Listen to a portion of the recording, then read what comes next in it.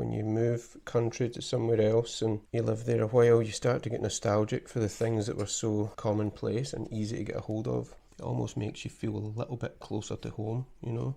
Today I'm going to try and recreate something from one of the staple lunch items of my youth, made by one of the most successful chain bakers in the UK, Greggs. Greggs is a prominent British bakery chain renowned for its wide array of baked goods and savoury snacks. And a standout item on the Greggs menu is the steak bake. This popular pastry features diced beef enveloped in rich gravy, all encased within a golden puff pastry shell. The steak bake has been a customer favourite for years, and it was my go-to for lunch in high school.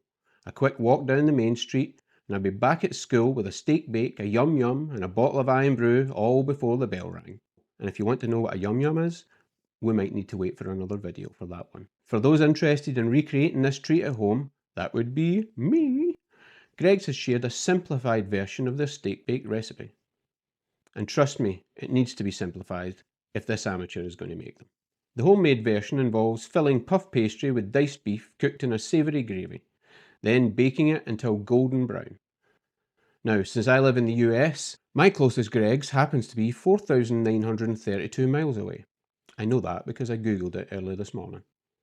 So let's get fired into this one and see how close we can get to the real thing. I might even wash it down with a bottle of iron brew if I'm lucky. And remember folks, I am indeed an amateur, and if I can figure this one out, so can you. Let's do it. Here's the ingredients. I'll start with the filling. We'll need 1 small onion, finely diced, 250 grams of diced beef. Just pick a good quality stewing steak from your local grocery store or butcher. 1 tablespoon of flour, 500 millilitres of beef stock, and some salt and black pepper to taste. Now for the pastry, we'll need 375 grams of puff pastry, either a block or ready rolled, and 1 egg beaten with a dash of milk. As I said earlier, steak bakes were a choice lunch item for me and all my pals when we were in high school. It's about a 5-minute walk down to the old Greggs Baker and get our lunch and get back to class. That is if I went to school that day. Some days you just didn't go to school.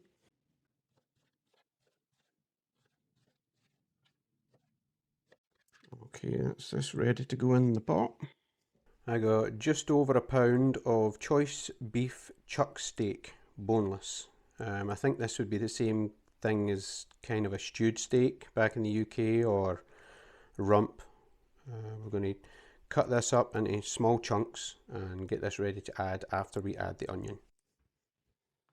I'm going to cut that little piece of fat off of it. I don't think we want too much fat in the steak bake. A little bit of fat, but not too much.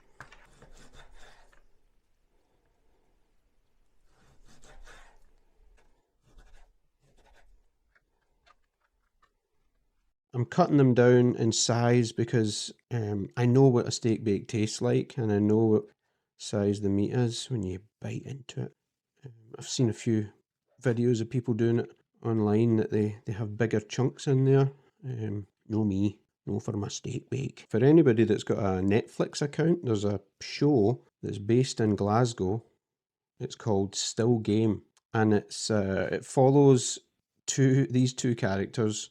These 2 old guys, Jack and Victor. They just live their retired life in Glasgow. And one of the episodes is them talking about the steak bake, but I guess because of branding and stuff and copyright, they call it the beefy bake. And that's a funny episode. If you want to go on to Netflix and find Still Game. Oh. Roasting hot. That's magic. Let's get this skillet heated up, medium high.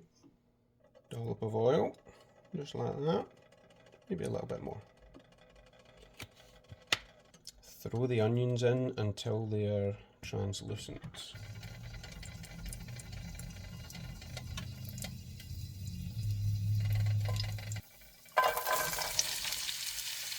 Add the diced beef and cook until well browned on all sides.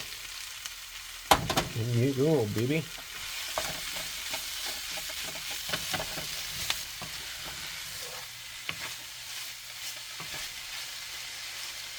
Now, It's just about browned, and we'll add that flour.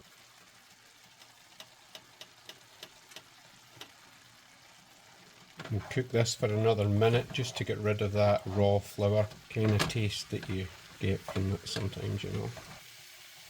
Now that we've added the beef stock, we're going to ramp up to high and bring it to the boil. Okay, it's just about boiling point now. We'll just let it simmer until the sauce has thickened, and then we'll season with salt and black pepper to taste. After that, we're going to remove it from the heat, and we'll allow all this filling to cool completely before we do the next step, which is filling the pastry. Almost there. You don't want it too thick, but you also don't want it too runny. When you bite into the steak bake, if you haven't had a steak bake before, when you bite into it, you certainly don't want it to run out the pie into your lap, because that would be quite annoying. So you just want it thick enough that it stays in the pastry and doesn't leak out during cooking as well. Like, okay, I think that's thickened enough. We're going to put it in that glass bowl we were using for the stock, and we'll let it cool completely. Once the steak has cooled down, we're going to take these puff pastry sheets out the freezer and give them a little bit of time to thaw. No more than 40 minutes, but just long enough that they start to unfold without cracking. While we're waiting for the pastry to thaw, we're going to get our surface ready to roll out the pastry to around as thick as a pound coin.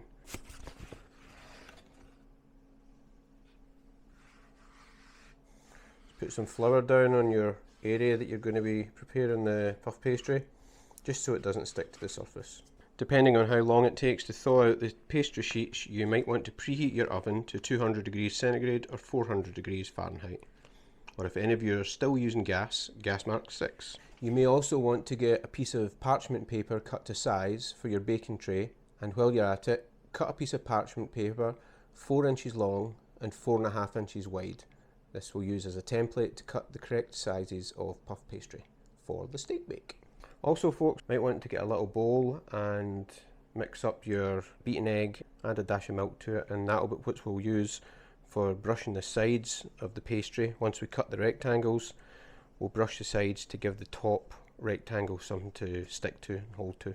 We'll also use the egg to brush the top before we put it in the oven. There's cracks on the corner a little bit when you open them. You need to be careful of that if you're buying sheets of puff pastry. And this is, I might zoom in here, this is about as thick as a pound coin or 2/4, depending on your geographical location. But I'm going to roll it out with a rolling pin just a bit to try and get the crease out of that corner, because the last thing you want is your meat and your sauce leaking out a weaker part of the pastry. So make sure it's all uniform, 1 pound thick. I wish I had a pound coin just to get it perfectly. In fact, actually, you know what? Hold on. I'll be right back. Here's the pound coin I have for scale. We're going to make sure the pastry is the pastry is a tiny wee bit thicker than the pound coin. So I do have a little bit of room to roll it out with a rolling pin and get that crease. You see that crease there? Get that crease out the puff pastry. This queen still has, you know what, I might be Scottish, but I am a bit of a royalist, and I do have a soft spot for the queen. Okay, I'm going to move one of these to the side right now, and we'll measure out the first one and cut it to size with a little template. Where did I put it? Oh, here it is, over here. So this is 4.5 inches by 4 inches, and that's the size of the steak bake. I have a picture here of a steak bake. This is what we're hoping to get it to look. Get this one laid flat. I don't actually know how many we're going to get to make. I should possibly have bought more puff pastry, because remember, I did double up on the ingredients. And let me get my rolling pin. We'll try and make it a little bit larger once we get it down to the size of the pound coin, or the 2/4, you lovely Americans. A little bit of flour on the rolling pin so it doesn't stick. I'm just going to try and get it. What are we getting it, folks? Remember what we're getting it? Pound coin thick, or 2/4. I'm sorry for all the people that aren't in the UK or America. I don't know how thick your coins are, so I can't really give you a good size comparison. I'm just going to take this template and start trimming this off. Okay, we've got one there, one there. We might be able to use the remainder and make a couple more sheets, but I don't know how well that will work because we'll have folded the puff pastry in a few more times, so it might not come out right. I'm just scoring it here down the left side and on the underneath, and then I'll remove the template and cut it properly. Okay, it looks like we might get 4 steak bakes if we don't use the remainder of the puff pastry, which is fine with me. That'll give me something to eat at least. The kids will be hungry. How's this one looking, Lizzie? Oh, bang on, hen, bang on. I don't know if I'll add this in the video or not, but since I'm cutting this template here, I might as well tell you about when I met the Queen. I was working in a factory just outside of Glasgow when I was about 18, 19, and it was the first Taiwanese company to start a business in Scotland. I don't know if ever, but this was the 90s, so maybe. And the Queen decided that it was such a big deal, she would come and open the facility. Like, you know, when she pulls the wee rope and the curtains open and it displays a plaque saying this building was opened by Her Majesty Queen Elizabeth II. There was about 15 of us that worked there, and we all stood in line and waited for the Queen. And she came down the line and she said to us all, "Do you enjoy working here?" And instead of us all saying, "Yes, ma'am," we just say, "Aye." And she had this look of bewilderment. She smiled and walked away with her little handbag. But yeah, nothing too exciting, but that's when I met old Lizzie. And if you are going to try this at home, hang out to the end of the video and I will give you my recommendations on what I would do differently next time, which will definitely help you with your steak bake cooking experience. When you move country to somewhere else and you live there a while, you start to get nostalgic for the things that were so commonplace and easy to get a hold of. Bottle of Iron Brew is one of them, but so is stuff like this. It almost makes you feel a little bit closer to home, you know. So we've got 1, 2, 3, 4 steak bakes. That should be enough. Okay, we're going to sit these to the side for a second. We'll get the baking tray in. We'll put the baking tray down and start filling the bottom layer. Here is my baking tray. Again, you can use parchment paper. I'd suggest cutting it to size so it doesn't curl up on the edges. But this silicone mat comes the right size for the baking sheet, so I'm just going to use this one. But yeah, use parchment paper if you don't have one of these. We're going to start by laying down the bottom piece. Since we're doing 4, we could just sit them evenly apart, just like this. Actually, we'll turn this around so the 4-inch way is that way.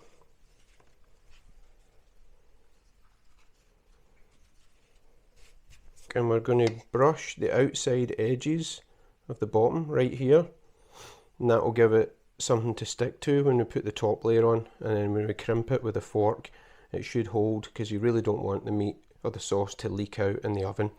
You want it to be all held in tight so that when you bite into it, it's just Take my wee brush here and just brush the outside just like that. I just heard the oven beep a little bit ago, so that'll be perfect timing.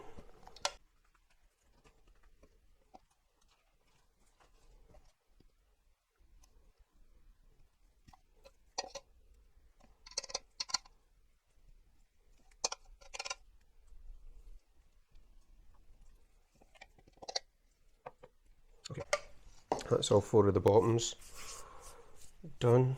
Let me bring in the top. Oh no, actually now we're going to add the filling to the centre. So I'm just using a tablespoon here. I should maybe might take a little bit more than a tablespoon, so we just add the filling right there like that. You just want to spread it out into a tiny little rectangle, just smaller than the egg yolk, so it definitely doesn't mix with the egg yolk when you're cinching it down and making that seal.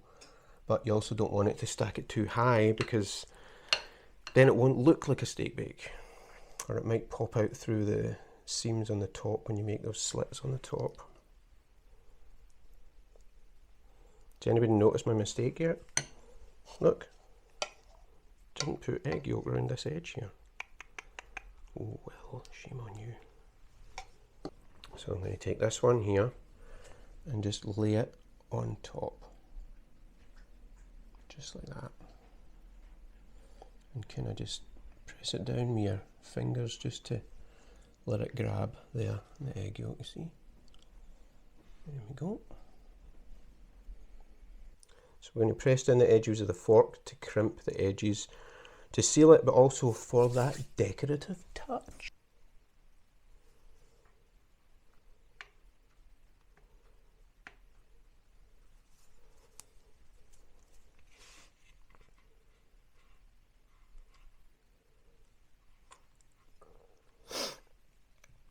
As I said before, please let me know if you got much from this video, or if you're going to try it at home for yourself. I'd really like to know if you give it a go yourself. Okay, I think they're almost ready to put in the oven. We just need to brush the top with the good old egg yolk here and the dash of milk, and then we'll score the top just to let some of the steam come out.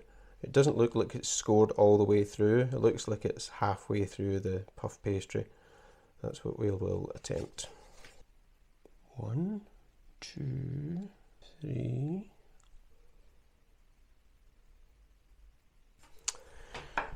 Right, this is what my ones look like. Fingers crossed. In the oven for about 20 minutes until the pastries are golden brown and the filling is piping hot. We'll be right back.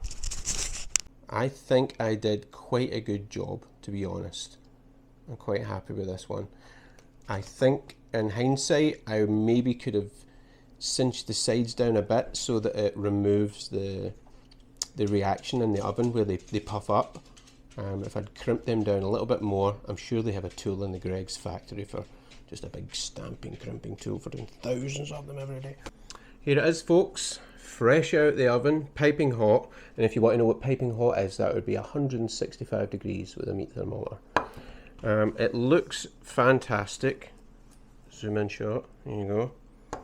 And it turned out great. I'm really happy with this. A few things I would change, we'll get to that in a second, but more importantly, I want to try this, or at least open it up and let's see what's inside. I've never eaten a steak bake with a knife and fork before. This is a first.